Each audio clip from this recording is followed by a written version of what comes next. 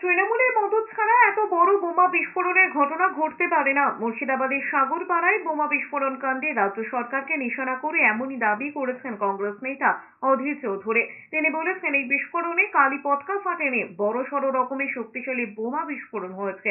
আর এই ব্যাপারে রাজ্যের পুলিশ মন্ত্রী তথা মুখ্যমন্ত্রী মমতা বন্দ্যোপাধ্যায় কিছু জানেন না, এমনটা হতেই পারে না।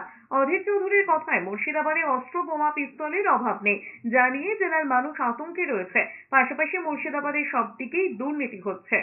দমকলের সাগরপাড়ায় বোমা বিস্ফোরণে 3 জনের মৃত্যু হয়েছে, বাড়ির ছাদ উড়ে গেছে।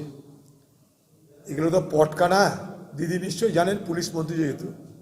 দিদি, এগুলো পটকা নয়, এগুলো যে কত বড় বিস্ফোরণ সেটা জানলেও আপনার পুলিশ তো তদন্ত করবে না, ফলে মানুষও জানবে না।